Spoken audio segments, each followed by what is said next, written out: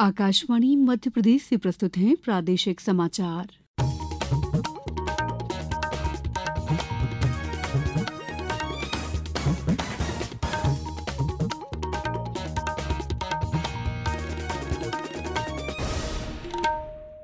नमस्कार, समाचारों के साथ मैं दीपा सिंह। सबसे पहले मुख्य समाचार। लोकसभा ने ऑनलाइन गेमिंग संवर्धन और विनियमन विधेयक किया पारित। राज्यपाल मंगूभाई पटेल ने मंडला में सिकल सेल एनीमिया प्रबंधन कार्यशाला का किया शुभारंभ। संपूर्णता अभियान में उत्कृष्ट कार्य करने वाले जिला अधिकारियों को मुख्यमंत्री ने किया सम्मानित। और पूरे प्रदेश में मानसून हुआ सक्रिय, 9 जिलों में अति भारी बारिश का ऑरेंज अलर्ट जारी। अब समाचार विस्तार से। लोकसभा ने ऑनलाइन गेमिंग संवर्धन और विनियमन विधेयक 2025 पारित कर दिया है। ये विधेयक ई स्पोर्ट्स और ऑनलाइन सोशल गेम्स को प्रोत्साहित करने और हानिकारक ऑनलाइन मनी गेमिंग सेवाओं पर प्रतिबंध लगाने के बारे में है। इसमें क्षेत्र के समन्वित नीतिगत समर्थन, रणनीतिक विकास और नियामक निगरानी के लिए एक ऑनलाइन गेमिंग प्राधिकरण की नियुक्ति का प्रावधान है। इस विधेयक का उद्देश्य व्यक्तियों, विशेषकर युवाओं और कमजोर वर्ग को ऐसे खेलों के प्रतिकूल प्रभाव से बचाना है। इलेक्ट्रॉनिक्स और सूचना प्रौद्योगिकी मंत्री अश्विनी वैष्णव ने कहा है कि पिछले 11 वर्षों में डिजिटल प्रौद्योगिकी क्षेत्र में काफी वृद्धि हुई है। उन्होंने कहा कि कई स्टार्टअप डिजिटल प्रौद्योगिकी क्षेत्र में काम कर रहे हैं। उन्होंने कहा है कि ऑनलाइन मनी गेमिंग समाज के लिए गंभीर चिंता का विषय है, क्योंकि ये बुरी लत पैदा करता है जिससे वित्तीय धोखाधड़ी और ठगी को बढ़ावा मिलता है।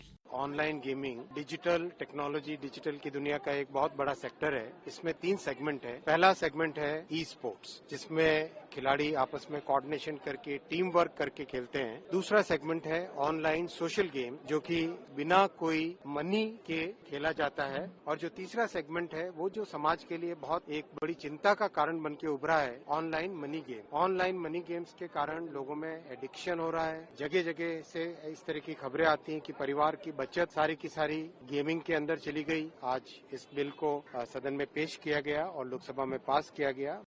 संविधान 130वां संशोधन विधेयक 2025, केंद्र शासित प्रदेश सरकार संशोधन विधेयक 2025 और जम्मू कश्मीर पुनर्गठन संशोधन विधेयक 2025 आज लोकसभा में पेश किए गए।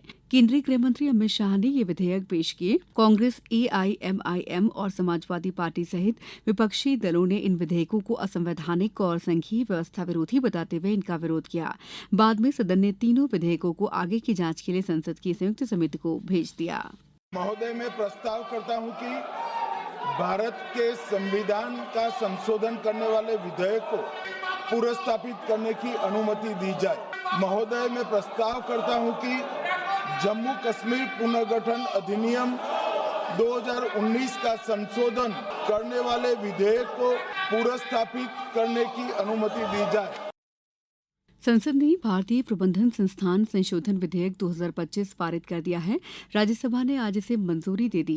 केंद्रीय शिक्षा मंत्री धर्मेंद्र प्रधान ने विधेयक पर चर्चा का उत्तर देते हुए कहा कि नरेंद्र मोदी सरकार नए संस्थान बनाने और देश के विद्यार्थियों को अवसर प्रदान करने के लिए प्रतिबद्ध है। उन्होंने कहा कि सरकार ने भारतीय प्रबंधन संस्थानों को राष्ट्रीय महत्व के संस्थान का दर्जा दिया है।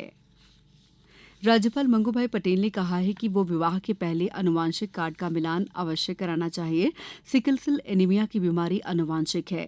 इसके उन्मूलन के लिए व्यापक जनजागरूकता आवश्यक है।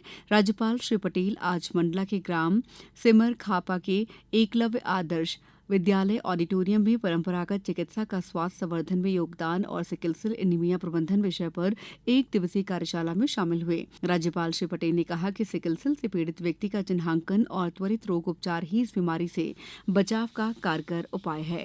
माँ के गर्भ में बच्चा है, तभी जांच हो जाए। ऐसे इंदौर में भी सुविधा है और भोपाल में भी सुविधा है। बच्चा पैदा हो गया, प्रसूति के 72 घंटे में बच्चे की जांच हो जाए और मोसा ट्रीटमेंट चालू हो जाए। उसमें भी एम्स भोपाल में एक वार्ड शुरू कर दिया। जहाँ जहाँ सिकल सेल पड़ा है उसमें हम कुछ न कुछ सहयोग करके हम उसको कैसे जनजाति समाज को 2047 में एक भी सिकल सेल वाला बच्चा पैदा नहीं हो, ऐसा हम प्रयत्न करेंगे। समाचारों में वक्त है ब्रेक का। ये समाचार आप आकाशवाणी मध्य प्रदेश से सुन रहे हैं। ये समाचार बुलेटिन YouTube पर Madhya Pradesh news all India radio channel पर और Facebook साथ ही X प्लेटफॉर्म पर AIR न्यूज भोपाल पर सुने जा सकते हैं। इसके अलावा आप हमारी वेबसाइट newsonair.gov.in पर अथवा न्यूज ऑन AIR ऐप पर भी समाचार सुन सकते हैं।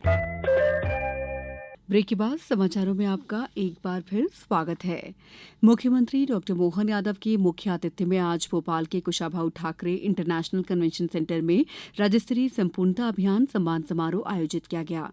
समारोह में नीति आयोग के आकांक्षी ब्लॉक कार्यक्रम के अंतर्गत संपूर्णता अभियान के दौरान उत्कृष्ट कार्य करने वाले जिलों के कलेक्टरों को सम्मानित किया गया। कार्यक्रम में मुख्यमंत्री ने कहा कि अक्टूबर में राज्य में कृषि मेला का आयोजन किया जाएगा। कि हमारे राज्य की रचना मोटे तौर पर तीन हिस्सों में है। जैसे महाकौशल का हमारा एक बेल्ट, एक चंबल का बेल्ट है और एक मालवा का बेल्ट। हमने तीनों जगह अलग अलग कृषि मेले प्रारंभ किए और इसके बाद एक बड़ा मेला अक्टूबर में हम अपने राज्य के अंदर करने वाले हैं। और सब प्रकार से निवेश के लिए जो हो सकता है देश के अंदर भी, प्रदेश के अंदर भी और विदेश के अंदर भी जाकर के काम कर रहे हैं। कार्यक्रम में धार जिला कलेक्टर प्रियंक मिश्रा को संपूर्णता अभियान के तहत तिरला आकांक्षी ब्लॉक में किए गए उत्कृष्ट कार्यों के लिए स्वर्ण पदक से सम्मानित किया गया। वहीं तत्कालीन निवाड़ी कलेक्टर अरुण कुमार विश्वकर्मा, खंडवा कलेक्टर ऋषभ गुप्ता और खंडवा के पूर्व कलेक्टर अनूप कुमार सिंह को भी स्वर्ण पदक से सम्मानित किया गया। प्रदेश के लगभग हर हिस्से में आज मानसून सक्रिय है। मौसम विभाग ने अगले 24 घंटों के लिए बैतूल, बुरहानपुर, खंडवा सहित 9 जिलों में अति भारी बारिश का ऑरेंज अलर्ट जारी किया है। वहीं रायसेन, सीहोर, हरदा और इंदौर सहित 18 जिलों में भारी बारिश का येलो अलर्ट जारी है। इसी बीच प्रदेश में देवास, इंदौर, बैतूल, शाजापुर, रायसेन, बालाघाट और सिवनी जिलों में भारी वर्षा दर्ज की गई है। सर्वाधिक वर्षा देवास जिले की कन्नौद में 4.43 इंच दर्ज की गई। मौसम विभाग ने कहा है कि अगले 5 दिनों तक पश्चिमी मध्य प्रदेश के कई जिलों में अति भारी बारिश की स्थिति बन सकती है। मुख्यमंत्री डॉक्टर मोहन यादव ने दिल्ली की मुख्यमंत्री श्रीमती रेखा गुप्ता पर आज सुबह जनसुनवाई के दौरान हुए हमले की निंदा की। उन्होंने कहा कि मुख्यमंत्री और अन्य जनप्रतिनिधि जनता के कार्यों के लिए उनके बीच आते हैं। हमलावरों के खिलाफ कानून के अनुसार कार्रवाई होनी चाहिए। उज्जैन में सितंबर माह में आकाशवाणी केंद्र की शुरुआत होने जा रही है। विक्रम विश्वविद्यालय की सतत शिक्षा अध्ययनशाला परिसर स्थित पत्रकारिता और जनसंचार अध्ययनशाला में आज आकाशवाणी के लिए विभिन्न पदों के पैनल हेतु चयन प्रक्रिया के प्रथम चरण लिखित परीक्षा का आयोजन हुआ। इस परीक्षा में 100 से अधिक आवेदक शामिल हुए। अब कुछ समाचार संक्षेप में। केंद्रीय मंत्री ज्योतिरादित्य सिंधिया 2 दिवसीय प्रवास के दौरान कल 21 और 22 अगस्त को शिवपुरी जिले के विकासखंड कुलारस के बाढ़ प्रभावित गांवों का भ्रमण करेंगे। नीमच की शासकीय पॉलिटेक्निक कॉलेज जावद में 22 अगस्त को रोजगार मेला आयोजित किया जा रहा है। अशोकनगर में आज विधिक जागरूकता शिविर का आयोजन किया गया। विधिक साक्षरता जागरूकता शिविर में उपस्थित बच्चों को मूल अधिकार और मूल कर्तव्यों की जानकारी प्रदान की गई। देवास में विकासखंड स्तर पर दिव्यांगजनों के दिव्यांगता प्रमाण पत्र और यूडीआईडी कार्ड बनाने के लिए शिविरों का आयोजन किया जा रहा है। सामुदायिक स्वास्थ्य केंद्र कन्नौद में 21, सोनकच्छ में 25 और खातेगांव में 28 अगस्त को शिविर का आयोजन होगा। सीहोर जिले के भेरुंदा तहसील में नर्मदा नदी में रेत का अवैध खनन कर रही 7 नावों पर खनिज विभाग की टीम ने जब्त किया है। ये कार्रवाई छीपानेर और चोरसा खेड़ी में की गई।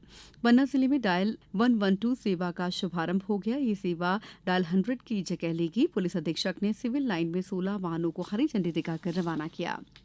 डिंडौरी में ग्राम पंचायत बिलगांव में आयोजित 4 दिवसीय प्रो कबड्डी प्रतियोगिता का आज समापन हो गया है। समापन अवसर पर मुख्य अतिथि के रूप में विधायक ओम प्रकाश धुर्वे उपस्थित रहे। खंडवा जिले में पर्यावरण संरक्षण और परंपरागत संस्कृति को बढ़ावा देने के उद्देश्य से टाउन हॉल परिसर में मिट्टी से निर्मित गणेश प्रतिमाओं के विक्रय केंद्र का शुभारंभ किया गया। छिंदवाड़ा में डेंगू की रोकथाम और नियंत्रण के लिए शहरी क्षेत्र में लार्वा नाशक दवाई डालकर लार्वे नष्ट किए जा रहे हैं। इस बुलेटिन में बस इतना ही। अगला बुलेटिन कल सुबह 7:10 पर। नमस्कार।